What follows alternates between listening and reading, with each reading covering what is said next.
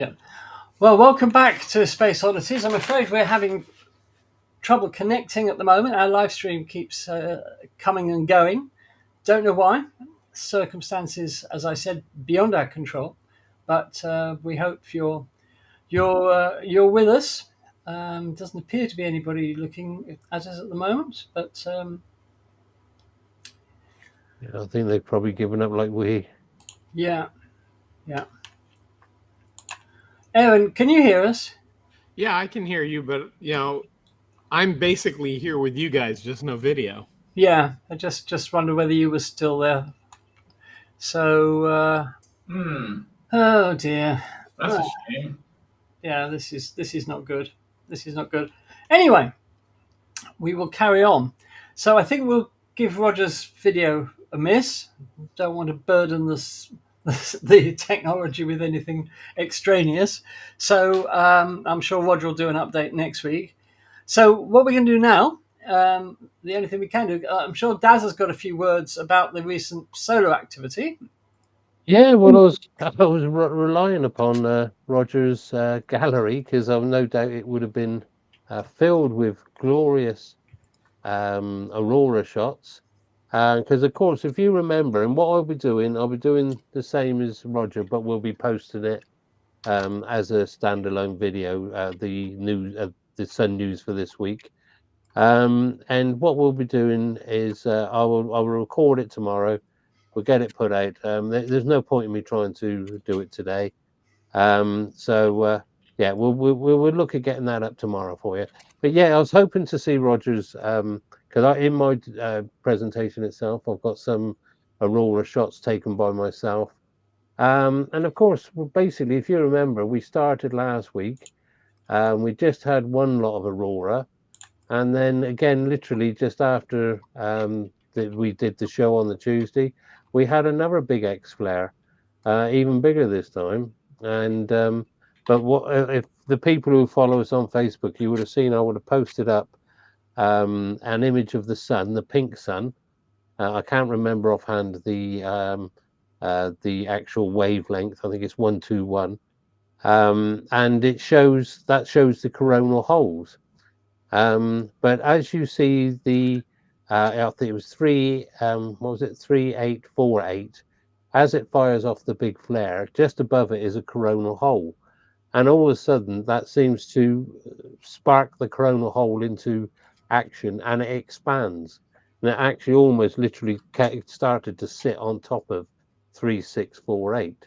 So of course that ejection that came from 3648 was then going to have the added bonus of enhanced solar wind. So that was going to push it towards us very, very fast. So, of course, we were all in anticipation. If I remember right, no, I'm not going to guess like that.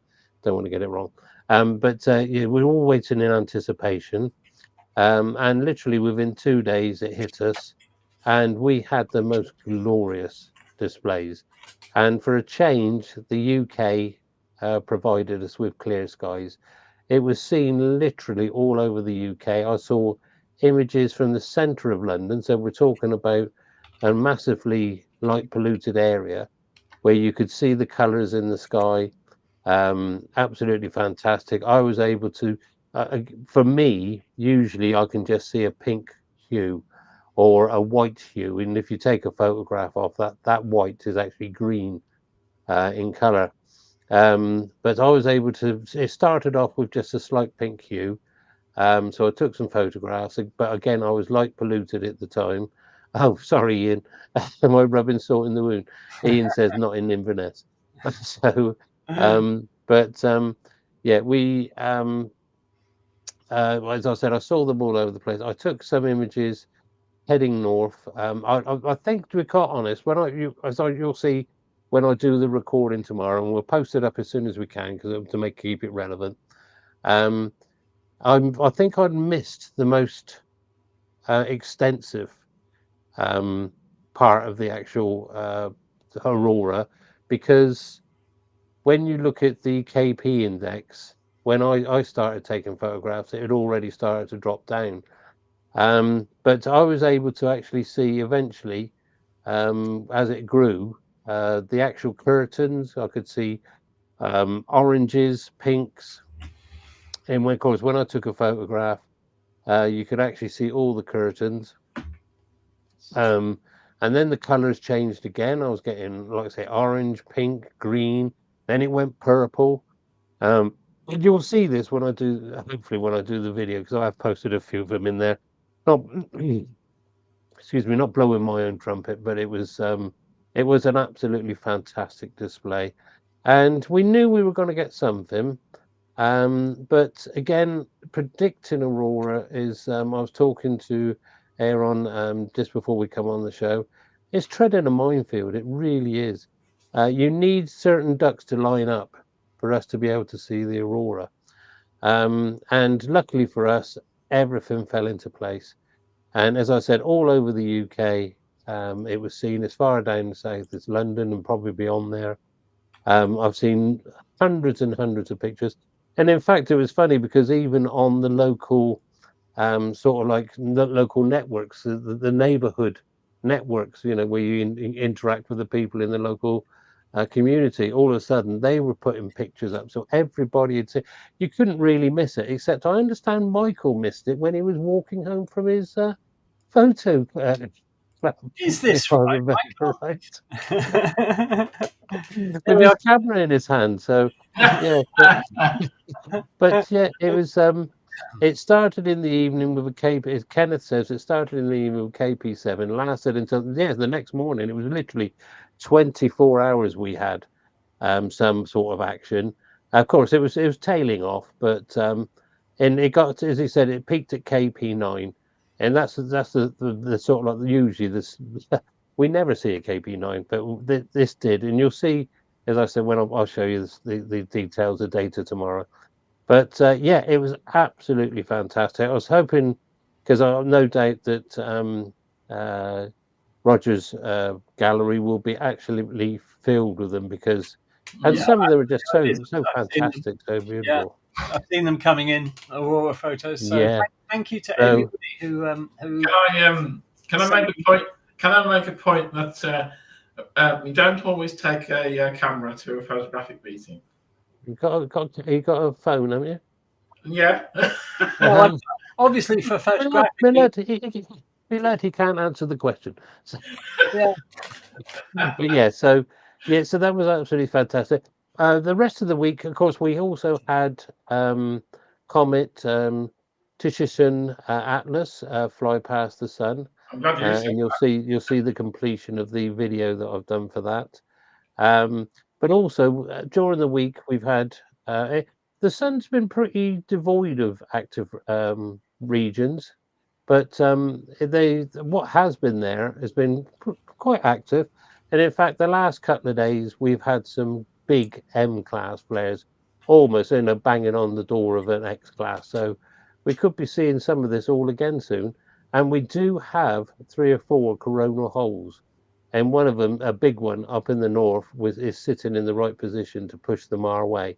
So keep looking at those alerts. Get your camera ready, Michael, and Yes. then basically just hopefully within the next two maybe 3 days, we may get another display. But of course, like I said, this was all on the back of a display that happened 2 or 3 days before. So BZ at negative 35 at the moment. So if it hits us now, we're going to get some glorious auroras. But they won't hit us now because they only happened. Well, I say that they can do, because I think the shortest distance travelled by a CME or an ICME, once it leaves the sun, it becomes an ICME, which is interplanetary coronal mass ejection, is just over 17 hours, I do believe, if I remember right. And I think that was in 1972 or 73. The Vietnam War was still going on, and that was the one where thousands of electromagnetic mines in the sea around Vietnam all exploded. Right. Because when the KP 4.5 alert tonight. Oh, okay then. So if anyone's got clear skies, just have a quick look out.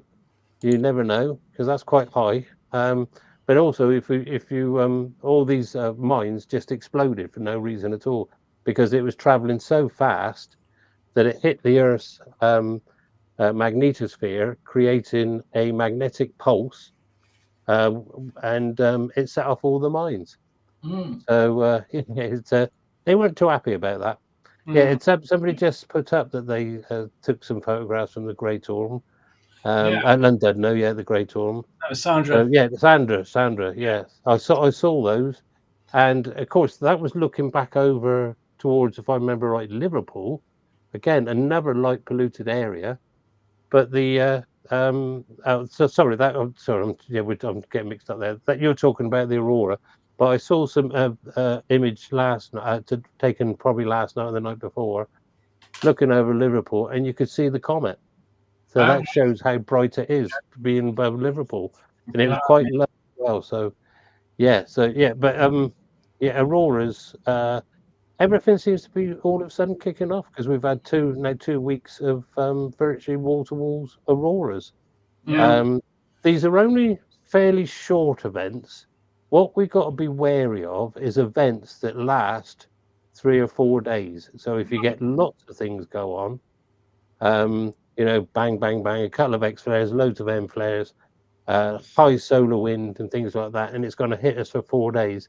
This is when it will affect us at ground level, i.e. like the electricity grids and things like that. Because if they hit us, I mean, what we had the other night, the electric companies, they just shut off all their safety features, because once the things start shutting down, that's when you get a cascade effect and you'll end up with blackouts. But when you've got it over 3 or 4 days, then that's when they think we could have some problems then.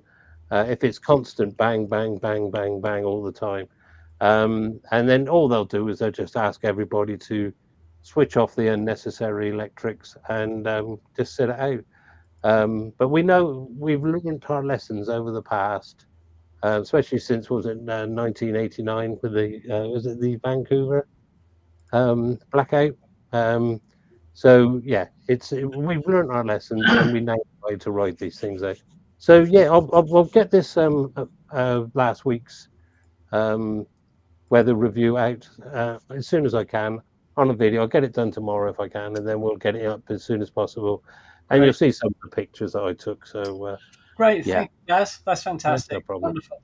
So don't forget, if you'd like to send in your pictures to the Space Oddities Weekly Gallery, pop a picture in an email, 1 picture per email, please. Address it to spaceodditieslive@gmail.com, spaceodditieslive@gmail.com. And if you could enclose or attach, attach the picture.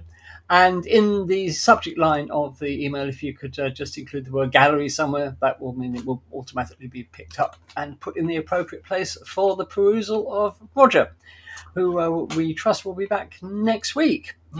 So I think we'll start drawing things to a close for today. We would like to apologise for the technical problems when we've lost the stream a couple of times. Blame it on Roger. You can have a go at Roger next week. Andy, can I just say something before we go? Of course. NASA and SpaceX are continuing to watch the weather for the Crew 8 return. Right. Weather on the landing sites. They're looking at Friday morning now. Friday morning, really? Yes. Oh, right. Yeah. I didn't think I'd seen in the news that they'd returned. No. So. It was supposed to be I think it was supposed to be yesterday originally. Yeah, that's what I thought. Yeah. All right, then. Thank you. And anyway, next week we'll be back with more fun and frolics from the wacky world of astronomy and space exploration. Not quite sure what we've got coming up for you next week, but obviously we'll have something. So keep your eye on the Facebook group. Don't forget the Facebook group. If you subscribe to the channel, you can join the Facebook group where we keep you up to date with everything that we're up to. So keep an eye on the Facebook group. And that's about it. We'd like to thank you for your contributions tonight financially. Those of you that have, much appreciated. We do appreciate it. Don't forget the Space Oddities merchandise. And also, we'd just like to say have a fantastic week. Apologies again for the technical issues, completely out of our control. But I will, of course, be taking it up with our streaming provider to find out exactly what happened. And we'll see you next week. So from Michael, Daz, and myself, and Aaron, You still there, Aaron? I am still here, and Oh, good fantastic. talking to you all. Well, let's hope you can get your video problem resolved for next week. I hope so. Yeah, it doesn't sound optimistic, does it? Yeah. Yeah. So there we are. So thank you for watching, guys. As ever, you're great. We do appreciate you being here, and we've got some good things coming up for the channel, about which I'll say more in due course. But we've got some good plans for the channel, including a very special event coming up next year. So we will keep you posted about that. So from all of us at Space Oddities, take care of yourself, be good, and if you can't be good, be average, and we'll see you hopefully next week. And don't forget to like and subscribe and leave a comment on the video. That's most important. If you want to comment on the video, it was crap because it kept dropping out, then please do. But YouTube... We'll send that to Restream. Yeah, we'll send that to our streaming provider. YouTube doesn't care what you write in the comments. It just counts the number of comments and says, oh, people are taking note of that video. I'll promote it to more people. So this is why comments and likes and subscribes and all that, they're so important, because YouTube does take note of them, and it recommends the videos to more people if it thinks people are interested in it. Mm-hmm. So this is why it's important. So thank you very much for your company this evening. We'll see you next week. So from all of us at Space Oddities. Looking up. And from Aaron, don't forget Aaron. Yes, Goodbye. bye. Bye, Aaron. Bye. Bye.